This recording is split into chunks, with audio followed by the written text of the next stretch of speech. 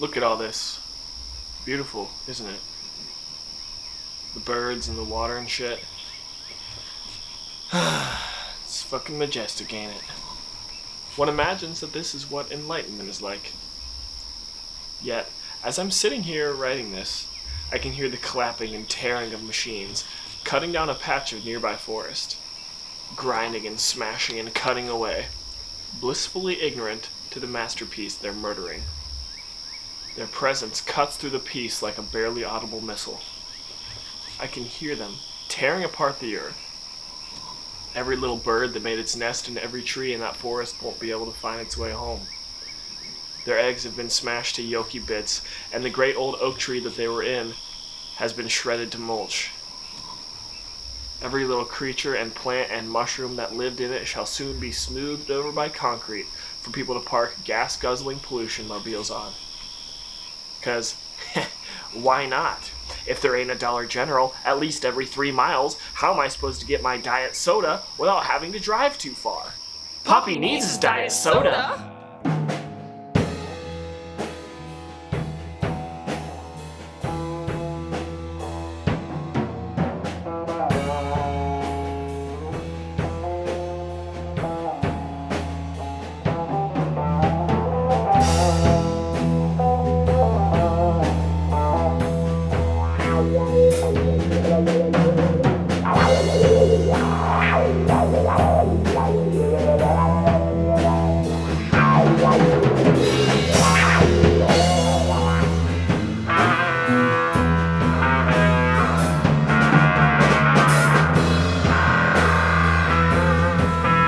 As a further addendum to the necessity to turn our brains into steaming ideological compost piles, ecological thinking teaches us that there is always something about the system that we do not know. Always something beyond the pale. The moment that we think we found the core truth, it shifts again, revealing yet a deeper mystery.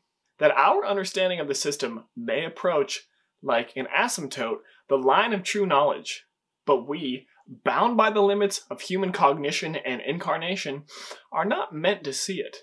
For an ecosystem is comprised of an endlessly complex suite of relationships and interactions, and knowing them all simultaneously within the bounds of our tiny human minds is impossible. We must then accept the ignorance that is inherent to our position of viewing the system from within. This necessary level of epistemological modesty requires us to not be too rigidly ideological. Because a fully cooked worldview, where you've got it all figured out and you've got all the answers, is the road to a closed mind. Be firm in your convictions, but don't allow yourself to fall into the delusion of absolute certainty. You never know what's hiding beyond that next layer of dirt, or what more information might reveal. The more you think you know, the less you're open to learn. The moment that you think you know everything is the moment that you stop learning. Ritualistically sacrifice your self-conception and your ideological assumptions on a weekly basis. Always question what you know and why you know it, and definitely question anyone that claims to know anything. Myself included. One of my favorite things about learning about ecology is that there is simply just so much going on that we can't know. And that's what makes ecology so mystical. Sitting and trying to imagine all the emergent properties of an ecosystem, and all of their microscopic dramas and invisible dynamics, is to sit and ponder the goddess, or God, Brahma, Pachamama, Gaia, fucking Randall, whatever you want to call it. To sit and be a part of it, aware of its truth, yet also ignorant to its true vastness, is to see that all truth is a paradox. Truth, like the ecosystem, is messy and contradictory, and shouldn't make too much sense to us.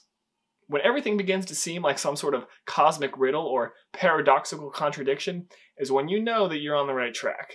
Attachment to hardline notions of good and bad, right and wrong, is attachment to hierarchy. And the ecosystem is anarchy. The ecosystem does not care what you think is good and bad, bad, good and bad, good and good and good and bad, bad, bad. The ecosystem will find balance, whether that's in a year or 1,000 years. There is no inherent, absolute form of good or evil, but there are ways that we can act that benefit the system. So in this sense, there is good and evil. Dumping radioactive waste in a community of color because it's cheaper than paying to have it disposed of, pretty fucking evil. Bad, bad, bad. Planting trees and feeding people with organic fruits and veggies, you're basically a saint. But these things are seen as good and bad because they affect people. The ecosystem does not need us. It would do just fine without us. So we should define good and bad in ways that encourage greater ecological harmony and discourage imbalance and ecocide, while also reminding ourselves that good and bad kinda don't exist. Oh, what's that? Did I contradict myself a little bit there? Does there seem to be some sort of paradox arising? You're getting it. These ideas are not simple and they're not neat, but neither is the ecosystem. To stare into the infinite eyes of the Godhead growing all around you is to stare back into yourself and to grow just a little closer to the truth that you know, but are not meant to be fully aware of.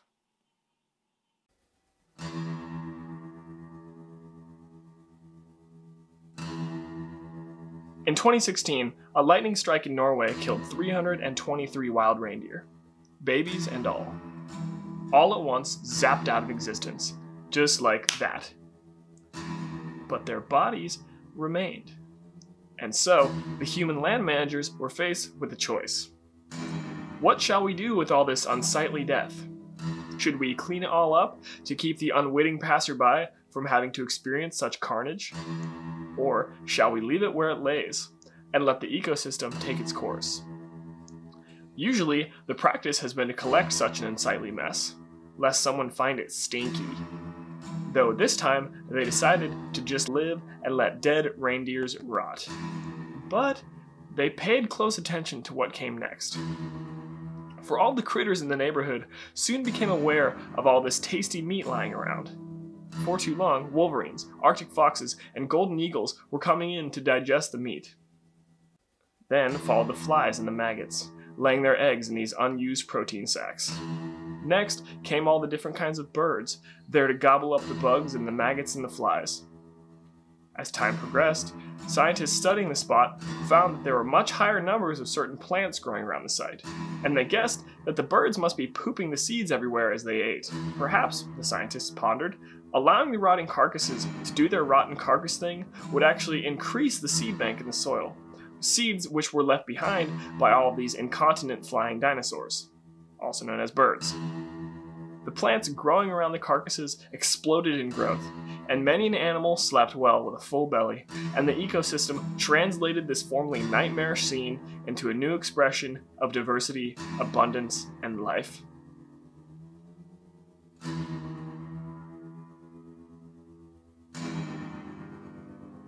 Culturally, we have become very uncomfortable with death. We don't want to see it, we don't want to know about it, we don't want to be reminded that it exists. Even when we die, oftentimes we pump ourselves so full of chemicals that will take forever to decompose.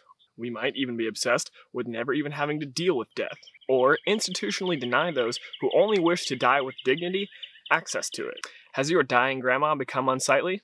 Put her in a home! Is your terminally ill, grumpy old grandpa so racked with pain that he only wishes to die a medically induced, peaceful, and dignified death? Gross! We'll just pump him so full of drugs, he'll just spend the rest of his hopefully long and bingo-filled life having no idea what's going on. That'll make everyone feel better. Death is icky, because it reminds us that one day we too shall die, and we don't want to think about that. Sunny Acres Retirement Home. We named it after the ecosystem that we destroyed to build this place. This is, in many ways, basically just a riff on the transcendence versus integration dichotomy that we discussed in the last video. It's also a nifty example of one of our paradoxical truths. Death, being one of the great truths of the universe, is life. Thus is the paradox. The way that we consider death is to fear it, and to see it as the final end to the egoic self that we have come to be so attached to. But ecology teaches us that death is merely just an opportunity for a new profusion of life. We probably wouldn't exist if some apocalyptic meteor hadn't pwned the shit out of the dinosaurs. And we definitely wouldn't exist if all that had come before us hadn't died. Even eating, one of the most vital things that we must do to keep living, pretty much always requires us to kill something, animal or plant, through all the epic dramas of millions and millions and millions of years of evolution. The amount of life is always equal to the amount of death. Our own fear of death is just an attachment to our flesh-bound selves. And that's a great evolutionary strategy. But, as the Buddhists have known for so long, attachment is suffering. The age of neoliberalism and consumer capitalism have taught us to value our own individual desires over the good of the collective. And the result of this has been the systematic devaluation of the collective. Climate change is, in many ways, a collective action problem comprising of many people who no longer see themselves as necessarily part of a collective. But, as we've already gotten at many times, this is an illusion. On a more symbolic level, especially in the United States, many people see any infringement on their ability to do whatever the fuck they want as a form of ego death. As mind-numbingly stupid as it is, the culture war over masking is a pretty good indicator of how difficult it is to get individual Americans to consider how they should maybe change their behavior for the good of the collective. Because that's what freedom's all about, baby. Ain't no hippie communist Dr. Fauci gonna make me change my ways for nothing. Many Buddhist traditions encourage us to meditate on our dead bodies, to envision them bloating and splitting open, because this practice is to encourage us to not grow too attached to our egoic bodily forms. To try and deny death, or to try and deny your role in the ecological collective, is to act out of immense and delusional greed. My point here is not that we should all be down to die at any given moment, but that we should remember that a fear of death arises from attachment to the ego and the self. And true freedom is not a greater attachment to the self. True freedom is the recognition of your role in the collective ecosystem, because the collective provides purpose, and purpose within the collective is to be a part of the community. And to be a meaningful part of a community is one of the most fulfilling experiences that a human can have. True freedom is the recognition that you came from the earth, and that you shall return to it. And when you do, your body will be a gift with just as much value as the life that you were given. Now, let me tell you a quick personal anecdote. When I was in the 6th grade... Boring. Nobody cares about your lame-ass personal anecdote. Talk about us instead. Yeah, talk about us. Yeah! I wasn't done telling my story. Forget your stupid story. It's mushroom time, baby. Yeah, drop some spores, bro. What if I don't? Then we'll stick cordyceps on your ass. Alright, we'll talk about mushrooms. Jesus. Basidiomycetes, am I right? Mushrooms, for all their mysterious charisma and alien forms, are in many fascinating ways death incarnate. Waxing poetic about mushrooms is like a little side hobby of mine, and also is like a whole literary subgenre. I recommend reading Entangled Life by Merlin Sheldrake, or just go watch the Paul Stamets TED Talk for a fun little foray into that world. Mushrooms, for all their mystique and all their ambivalent cultural connotations, are also a reminder that death is never final. When a tree dies in the forest, it doesn't just languish there forever. The legions of fungi that are present in the system get to work digesting it and breaking it down, breaking apart every nook and cranny of that grand old tree and returning it to the soil. From the tree's perspective, this might be as revoltingly terrifying as the sight of a maggot-infested corpse is to us. But both are serving the same purpose: their life after death. Attachment to the status quo is the attachment to the pre-composted form. It is a fearful attachment to the tree as it is, a refusal to consider the glory of the mushrooms that will return it to the soil, the richness of the soil that they will produce, or the beauty of the flowers that will grow where the tree once cast shade. Of the many lessons that mushrooms teach us, one important one is that transformation and deconstruction is as necessary as it is amazing. And even the biggest, tallest, heaviest creatures will one day become food for beings that are so small they're basically invisible. There's a crow eating a frog over there. Damn, son, that was brutal. In this time of extremely high anxiety about the climate, the planet, and the fate of the only civilization that we've ever known, we sense that our tree may soon come crashing down. And that can be fucking terrifying. But on the ecosystem level, it just is. If we can't learn to live in harmony with the ecosystem, it will restore balance by ridding itself of us. And that's beautiful. Imagine, if humans are to disappear, what evolutionary wonders will arise next on this planet? Imagine what could come of the mountains of trash and bullshit that we've left behind. We may create waste, but the ecosystem does not. Over time, All of the abuse that we've subjected the ecosystem to could give rise to a new epoch of flourishing. Maybe a new race of sentient octopus people will come and colonize the land and start a new religion around worshipping our old vibrators. Who fucking knows, dude? That's the crazy, wild beauty of evolution and ecology. To me, the fact that after millions and millions of years of evolution on this planet, that humans somehow just popped up out of the primordial ooze to go on and do all of our crazy human shit means that literally anything is possible in this universe. So don't get too overly attached to your human form. The ecosystem will find use for you long, long, long after the Earth has forgotten your name.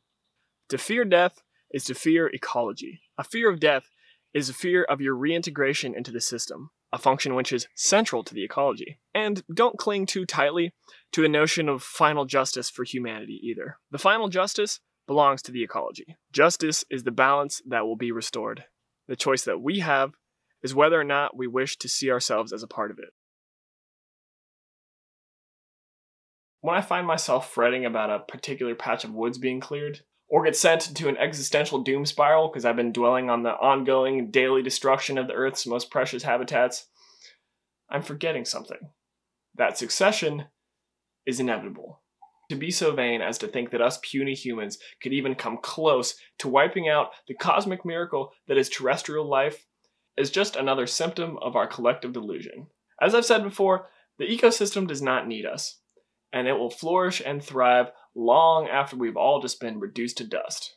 We're definitely going to keep doing a lot of bad shit to the biosphere, but once we reach that breaking point, it's over for us. And that's fine.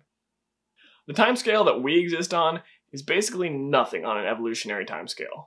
If we wipe ourselves out, the biosphere will get to work colonizing our structures and sequestering our poisons.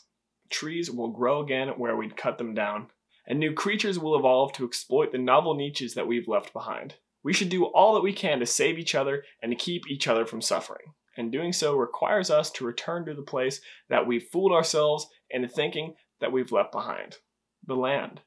But if we fail, the land will forgive us for our sins, and will return our bodies and all the conceits of our civilization to the massive primordial compost heap of emergent evolution. The life forms that will adapt to what we would see as a ruined world will not see it as such.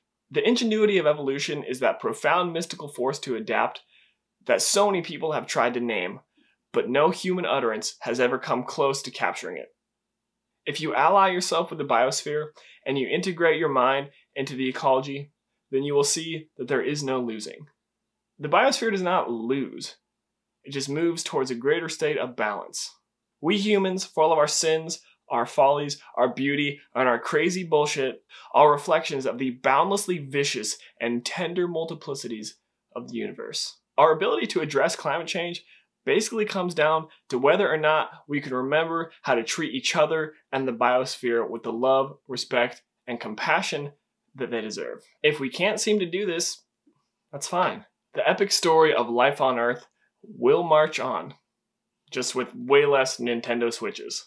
We can mourn lost trees and habitats, but what we're really mourning is ourselves, because succession is inevitable.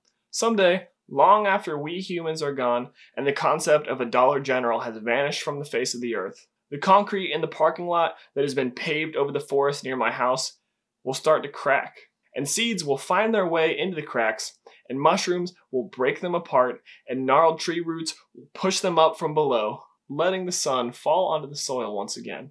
And slowly, slowly, the earth will heal that concrete scar and return it to the ecosystem. The earth will forgive us and reclaim us, whether or not we can do the same for each other. But that does not mean that we should give up. We're still here, and there are still lifetimes of fights left to fight. For the land, for the water, for the ecosystems, for the animals, and for each other. For our people, and for our descendants. If we fail, we shall return to the land.